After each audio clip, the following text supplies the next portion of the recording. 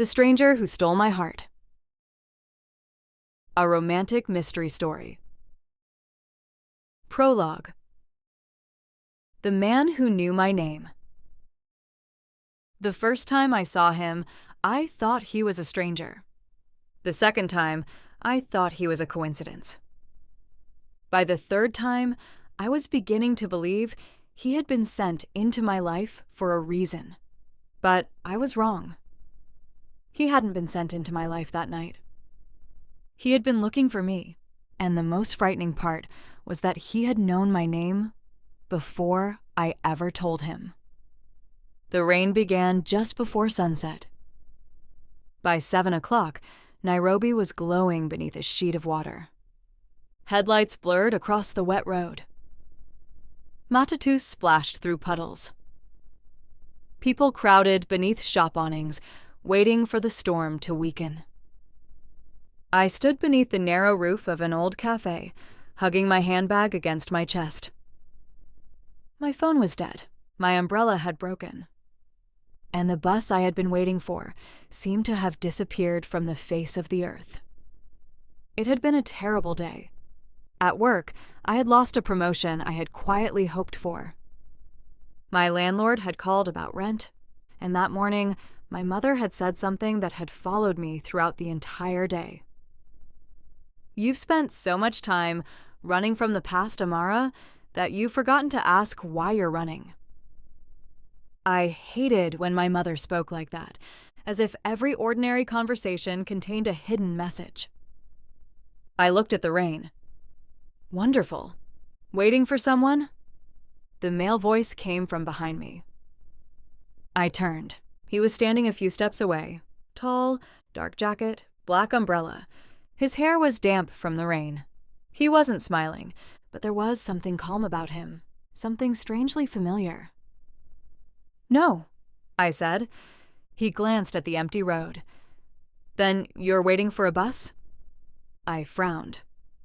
How did you know? People waiting for someone keep checking their phones. He nodded toward mine. Yours is dead. I looked down at my phone, then back at him. You're observant.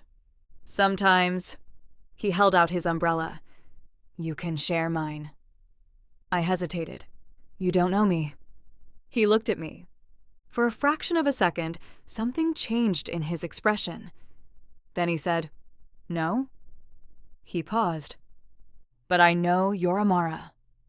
Everything inside me stopped. The rain continued. Cars continued moving. But I heard nothing. What did you call me? His eyes shifted. He knew he had made a mistake. How do you know my name? I should go. He turned. I stepped in front of him. No. He stopped. You don't get to say my name and walk away. His jaw tightened. For the first time, he looked nervous. I've been trying to find you. Why? He reached into his jacket. He pulled out a small, worn envelope. My name was written across the front. I recognized the handwriting immediately. My father's handwriting. My hands went cold. No. He held the envelope toward me. Your father asked me to give this to you. My father had been dead for 11 years. How did you know my father? Daniel looked at me. Because he made me a promise. No, you mean he made you a promise? He made me promise him. When? 11 years ago? I stared at him. 11 years ago, I had been 17. 11 years ago, my father had died. 11 years ago, I had believed I knew exactly what happened. Apparently, I knew nothing. I reached for the envelope. Our fingers touched. A strange feeling passed through me. I quickly pulled my hand away. Why didn't you give this to me before? Because I couldn't find you. You've been looking for me for 11 years? Yes. Why? He looked toward the road. Because your father wasn't the only person who disappeared that night. My heart began pounding. What does that mean? He stepped backward. You shouldn't open the letter here. Why? Because once you read it, your life will change. I almost laughed. My life changed 11 years ago. He looked directly at me. No, Amara. His voice was quiet. 11 years ago, your life was taken from you. A bus appeared in the distance. My bus. I looked toward it. When I turned back, Daniel was walking away. Wait! He stopped. I held up the envelope. Who are you? He looked over his shoulder. Someone who owes your father a debt. Then he disappeared into the rain. I stood there holding the envelope, and for the first time in 11 years, I wondered whether my father's death had really been an accident. Chapter 1. The letter. I didn't open the letter that night. I carried it home. I placed it on my desk. Then I stared at it for almost an hour. My mother's house was quiet. She had already gone to bed. I could hear the rain tapping against the windows. I picked up the envelope, my father's handwriting.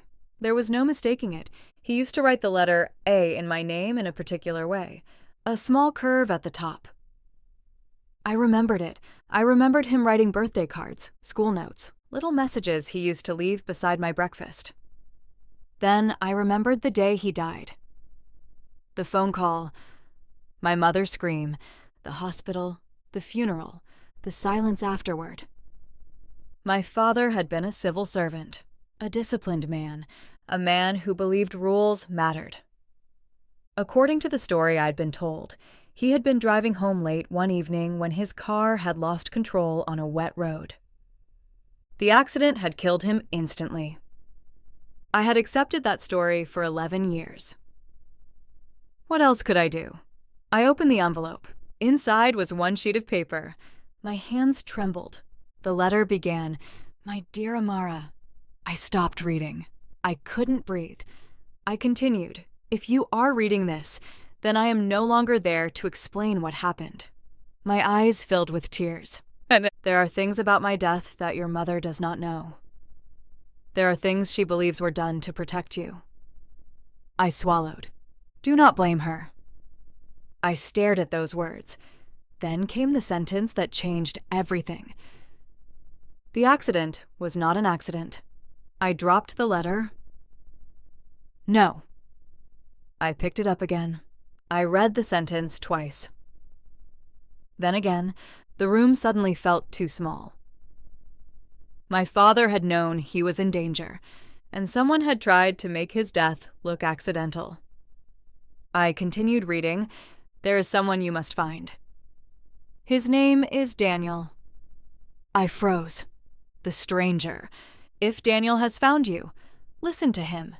Do not trust everyone who claims to be protecting you. My heart began racing. Then the final line. The truth about my death begins with the night your brother disappeared. I stopped. My brother...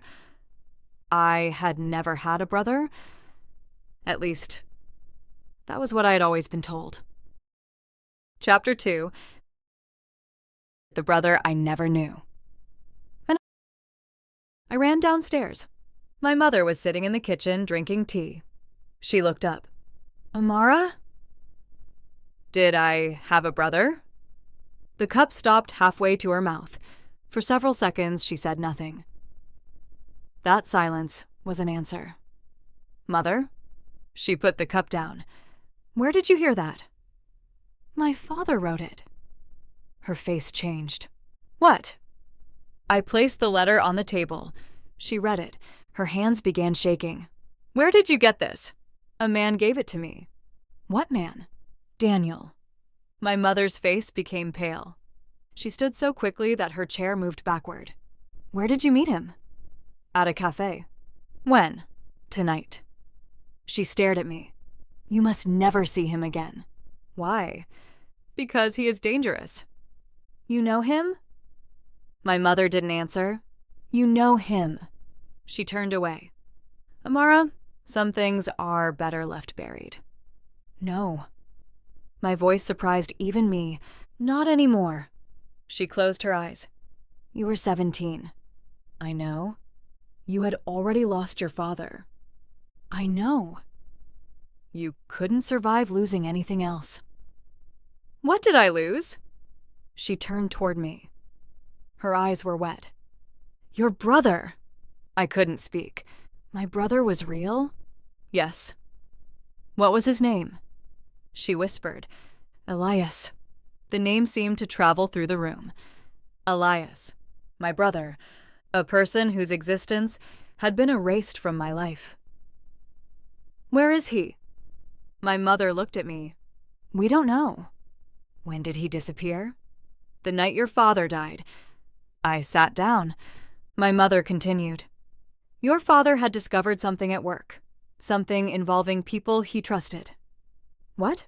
I don't know. But the letter says the accident wasn't an accident. She looked down. He believed someone was following him. Who? I don't know. You're lying. She flinched. I was trying to protect you.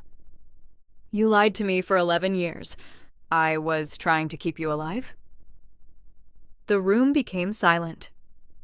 Then she said something that chilled me. Your father didn't die because he knew too much. She looked at me. He died because someone believed he had told Elias everything. I felt the blood drain from my face. Then Elias knows the truth. My mother whispered, if he is still alive. Chapter 3. Chapter 3. Daniel. The next morning, I went back to the cafe. Daniel was there. He was sitting at the same table, as if he had been waiting. I walked toward him. You knew. He looked up. I suspected. You knew about Elias. He said nothing. My father told me to find you. Daniel's expression softened. I know? How? Because I knew your father. Who were you to him? Daniel looked down. A friend. That isn't enough. No. He sighed. It's not. I sat opposite him. Tell me everything. I can't. Why? Because if I tell you everything at once, you won't know what to believe. I already don't know what to believe. That's why you need to be careful. I stared at him.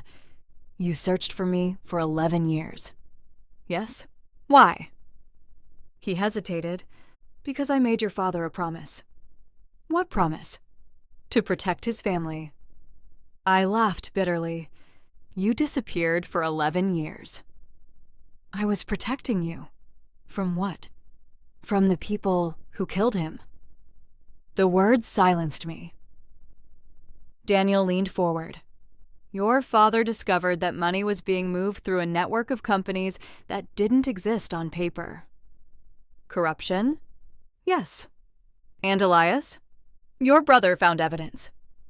I shook my head. Why was I never told about him? Because your father believed someone inside the family had betrayed him. My stomach tightened. Who? Daniel looked at me. We don't know. Then his phone rang. He glanced at the screen. His expression changed. What's wrong? He stood. We need to leave. Why? He looked toward the cafe window. A black vehicle was parked across the road. Because someone knows you're here. Chapter 4. The man in the black car. Daniel took my hand. We moved through the back exit. I barely had time to think. Where are we going? Somewhere safe. Who is following us? I don't know. You're not very reassuring. I've never claimed to be. Despite everything, I almost smiled. We reached the next street. Daniel stopped. Listen to me. What? From this moment onward, don't trust anyone who asks about your father. What about you? He looked at me. Especially me. I stared at him. Why would you say that? Because you don't know who I am. He released my hand. For some reason, I hated the emptiness that followed. Daniel? Yes? I don't think you're the person I should be afraid of. His eyes softened. You should be. Then he walked away. Chapter 5. The photograph. That night, I found an old photograph in my father's study. I had never seen it before. My father was standing beside 3 men. One was Daniel, another was a younger man. The third man was partially hidden. I turned the photograph over. There was a date, 11 years earlier, and beneath it, a sentence written in my father's handwriting. 4 men knew the truth. 1 betrayed us. I stared at the photograph. 4 men, my father, Daniel, the unknown man, and who? I called Daniel. He answered, Where did you get that? My father's study. Silence. Daniel? Amara? Listen carefully. Who are the 4 men? I can't tell you over the phone. Then meet me. No. Why? Because you're being watched. I looked toward the window. By whom? I don't know. The line went dead. Then my phone received a message. Stop asking questions. A second message arrived. You have already lost 1 family member. Don't lose another. I stared at the screen. Then another message appeared. Ask Daniel who he really is. Chapter 6. Falling. The mystery should have made me hate Daniel. Instead, it made me think about him more. That was the dangerous part. Even when I was angry with him, I wanted him near me. Even when I doubted him, I trusted his eyes. There was something about him that made me feel safe, and I hated myself for it. One evening, we met at a quiet park. You shouldn't be here, he said. Neither should you. He smiled. You're becoming difficult. I learned from you. We walked slowly. For the first time, neither of us talked about my father. We talked about ordinary things, his favorite food, my terrible cooking, the first concert I attended, the childhood dream I had abandoned. He laughed. I laughed. For a few minutes, we were simply 2 people, not suspects, not investigators, not people carrying 11 years of secrets. Just Amara and Daniel. Then he said, I wish I had met you differently. How? Without secrets. I looked at him. Would you still have approached me? Yes. Why? He hesitated. Because I noticed you long before you noticed me. My heart skipped. What do you mean? I saw you at the cafe before that rainy night. How long? 3 weeks? I stared at him. You were watching me? I was trying to make sure you were safe. That's creepy. I know. I laughed. He smiled. Then his expression became serious. Amara, there is something I haven't told you. What? I didn't start looking for you because your father asked me to. I waited. I started because I had already promised someone else. Who? He looked at me. Elias. My breath caught. You know where my brother is. Daniel looked away. I did. Chapter 7. Chapter 7. The man who disappeared. Where is he? Daniel didn't answer. Daniel. He disappeared. When? 2 years after your father died. What happened? He contacted me. Why? He said he had evidence. What evidence? The kind that could destroy powerful people. Where is he now? I don't know. You expect me to believe that? No. Then what do you expect? For you to understand that I have spent 11 years trying to find him too. I looked at him. Why? Because he saved my life. That answer surprised me. Daniel continued. When your father died, I wanted to walk away. Elias wouldn't let me. What did he say? He told me your father had trusted me for a reason. Daniel looked at me. He said, if something happens to me, find my sister. My heart broke. He remembered me. He talked about you constantly. I whispered, I don't even remember him. You were young. But he remembered me. Daniel nodded. He kept one photograph of you. I looked at him. Do you have it? Daniel reached into his wallet. He pulled out a small photograph. It was old, faded. It showed a teenage girl laughing beside a younger boy. I stared at the picture. Then something strange happened. A memory returned. A boy running through the garden. A red bicycle. Someone shouting my name. Amara! I touched the photograph. That's him. Daniel smiled sadly. You remember? I closed my eyes. And for the first time in 11 years, I remembered my brother's voice. Chapter 8. The night my father died. Daniel finally told me the truth.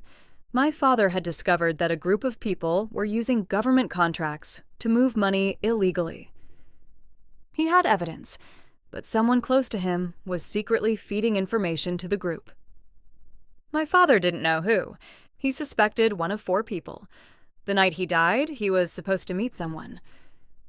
That meeting never happened. His car crashed. Elias disappeared. And the evidence vanished. Daniel believed the evidence still existed. I asked him where. He looked at me. Your father hid it. Where? Somewhere only you could find. I laughed.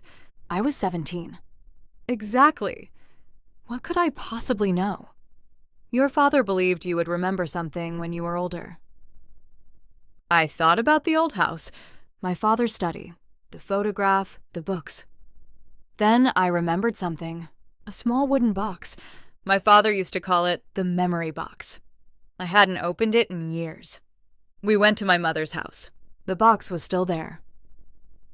Inside were childhood photographs, old letters, a broken watch, and a small brass key. There was a number engraved on it. 27. Daniel stared at it. Locker. Where? Central Station. We looked at each other. Then we knew the next piece of the truth was waiting for us. Chapter 9. Locker 27. Locker 27 was almost hidden behind a row of old storage units. Daniel inserted the key.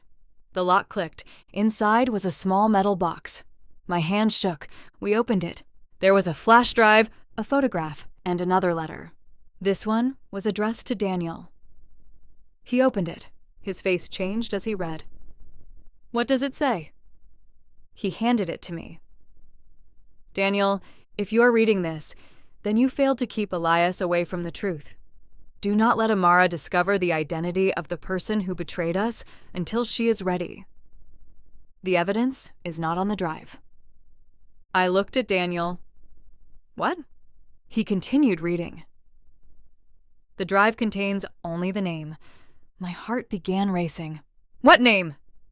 Daniel turned the drive over. There was a label. One word. Mother. I looked at him. No. Daniel said nothing. My mother? He shook his head. We don't know. But I already knew something was wrong, because suddenly I remembered the way my mother had reacted when I mentioned Daniel. The fear, the anger, the warning. She hadn't been afraid of Daniel. She had been afraid of what he would tell me. Chapter 10. My mother's secret. I confronted my mother that night. She was sitting quietly in the living room. When she saw the drive, she closed her eyes. You found it. My heart sank. You knew. Yes. You knew where it was? Yes. You knew my father was murdered? She nodded. And Elias? Her lips trembled. I knew he was alive. I felt as though the floor had disappeared. You knew? For years. Where is he? I don't know. You're lying. I lost him. When? 11 years ago. I stared at her. She finally told me the truth. My father had discovered the betrayal. But he never discovered the identity of the person responsible.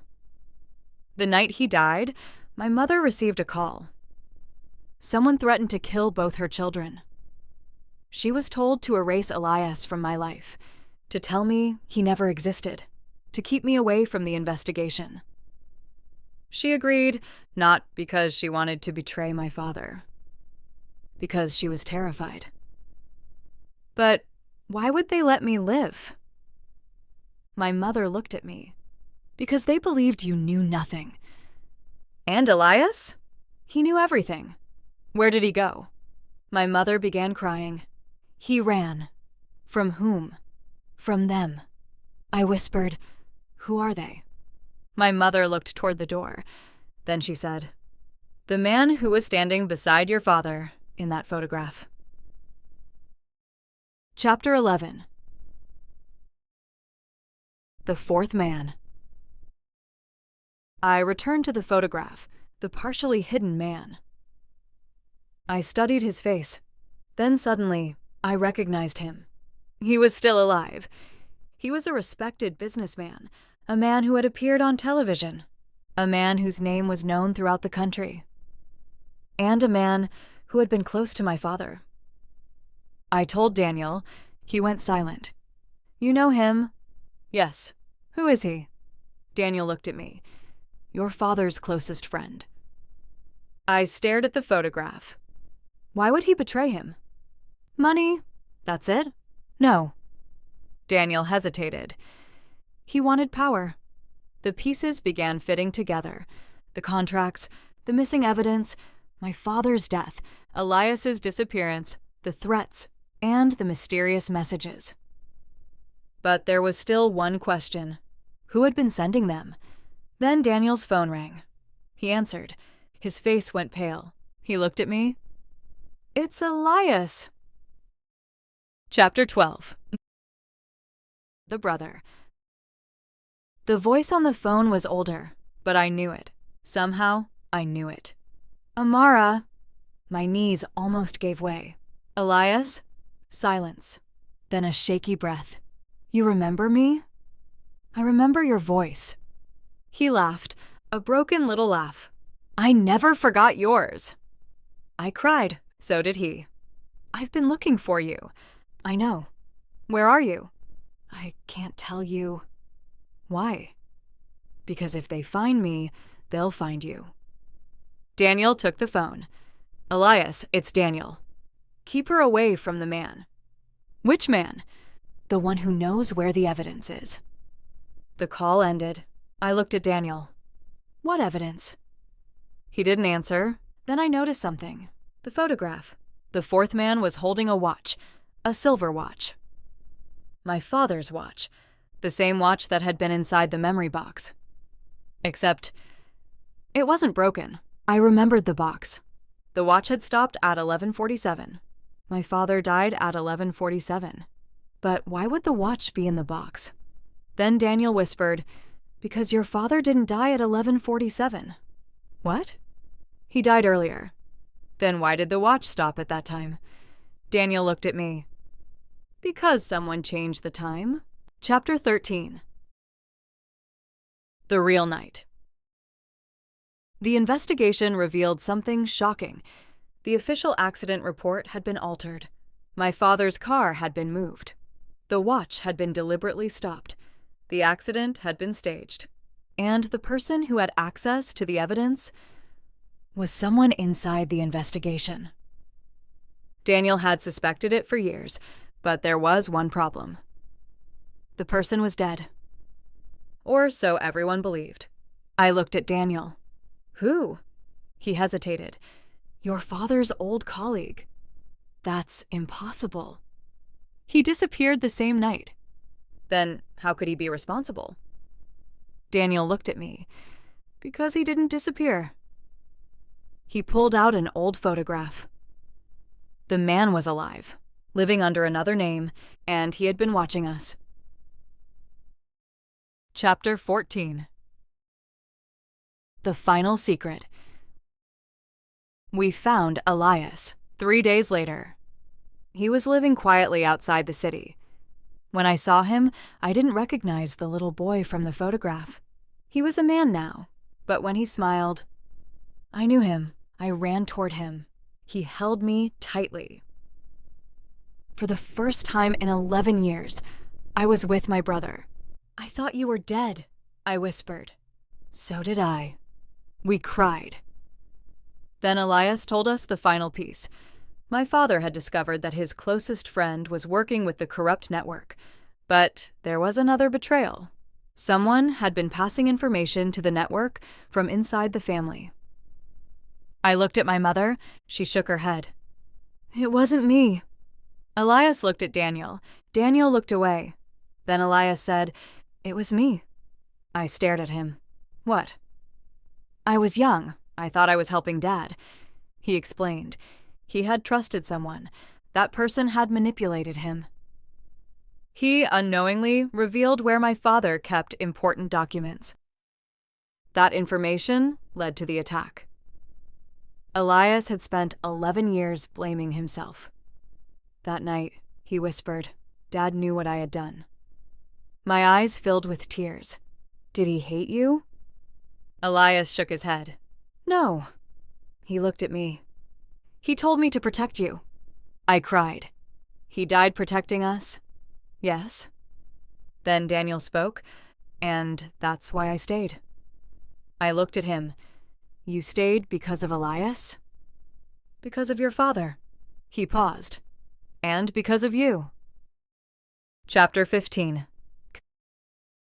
The choice. The truth finally came out. The people responsible were exposed. The evidence from my father's records was enough to reopen the case. But the victory didn't feel like victory. We had lost 11 years. My brother had lost his childhood. My mother had lived with fear. And Daniel had spent years searching for a family he had promised to protect. One evening, Daniel and I sat outside the cafe where we first met. The rain had started again. He looked at me. You should hate me. Why? Because I knew things about your life before you did. You were trying to protect me. I was also lying to you. I smiled sadly. Yes. He looked down. I understand if you don't want me in your life anymore. I was quiet, then I reached for his hand. I was angry with you. I know. I didn't trust you. I know. I thought you were a stranger. He smiled. I was. I looked at him. Not anymore. He squeezed my hand. You know the funny thing? What? I spent 11 years looking for you. And? I never expected to fall in love with you. My heart stopped. You love me? He laughed softly. Unfortunately.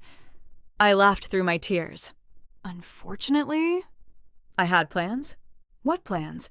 Find Amara, protect Amara, return to my quiet life. And what happened? He looked at me. You happened. Chapter 16. The letter I never knew existed. Months later, my mother gave me one final envelope. It was from my father. She had kept it hidden for 11 years. I was afraid, she said. I opened it. My father's words were simple. My dear Amara, if you ever read this, I hope you are old enough to understand that adults sometimes make terrible decisions while trying to protect the people they love. Your mother may hide things from you. Elias may run from you. Daniel may keep secrets. Do not judge them only by their mistakes. Judge them by what they are willing to do when the truth becomes difficult. I continued reading. Then I reached the final paragraph. And if Daniel is still beside you when you read this, trust him. I looked at Daniel. He was standing by the window. I read the final sentence. He will never be the man I would have chosen for my daughter. I frowned. Daniel laughed. Then I read the next line. He will be better. I started laughing. Daniel looked confused. What? I handed him the letter. He read it, then shook his head. Your father had a strange sense of humor. I smiled. He liked you. I think he tolerated me. I looked at him. He trusted you. Daniel became quiet, then he took my hand. And I loved him. Chapter 17. The Stranger Who Stole My Heart. A year later, I returned to the cafe alone. I sat at the same table. The rain was falling. The same old song played softly in the background. I smiled at the memory. Then someone placed an umbrella beside me. I looked up. Daniel. You're late. He smiled. I wanted to make an entrance. You're terrible at entrances. I know. He sat beside me. For a moment, we said nothing. Then he asked, Do you remember the first thing you said to me? I smiled. You were a stranger. And now? I looked at him. Now, you're the man who knows too much about my past. That's romantic. Not really. He laughed. I looked through the window at the rain. I used to think you stole my heart. You still do? No. He waited. I think I gave it to you. Daniel smiled. That's much better. I leaned against his shoulder. Outside, people hurried through the rain. Some were going home, some were going somewhere else. And some were about to meet people who would change their lives forever. I thought about the girl I'd been 11 years earlier. A 17-year-old girl who lost her father and brother on the same night. A girl who grew up believing that the worst things in her life had already happened. She had been wrong, because years later, on an ordinary rainy evening, she met a stranger carrying an umbrella. A stranger who knew her name. A stranger who carried her father's final secret. A stranger who had spent 11 years searching for her. And eventually, a stranger who stole her heart. But perhaps he hadn't really stolen it. Perhaps some hearts are simply waiting for the right person to come along and remind them how to beat again. Epilogue. 11 years later. I sometimes wonder what would have happened if my bus had arrived on time that rainy evening. What if Daniel hadn't offered me his umbrella? What if I had ignored him? What if I had never opened my father's letter? What if my mother had continued hiding the truth? What if Elias had never called?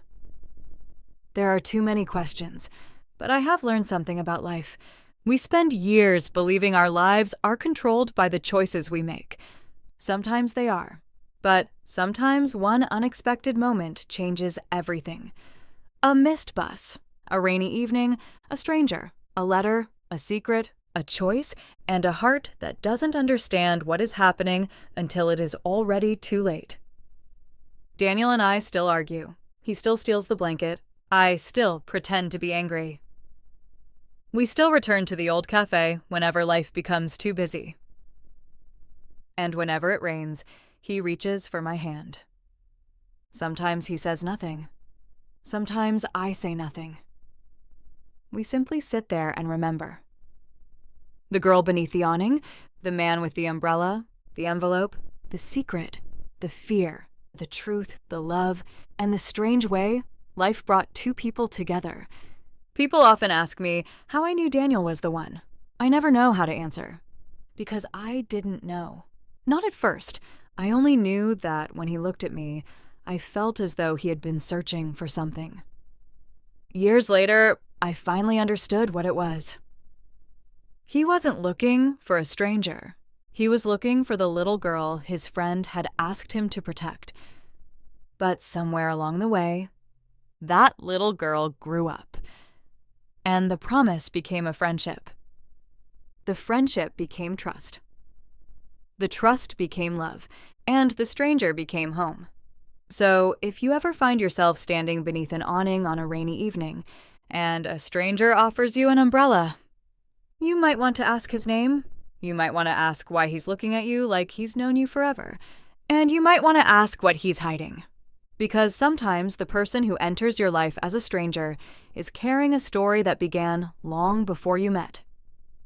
And sometimes, the greatest love story of your life begins with a secret. Mine did. His name was Daniel, and he stole my heart before I even knew I had given it to him.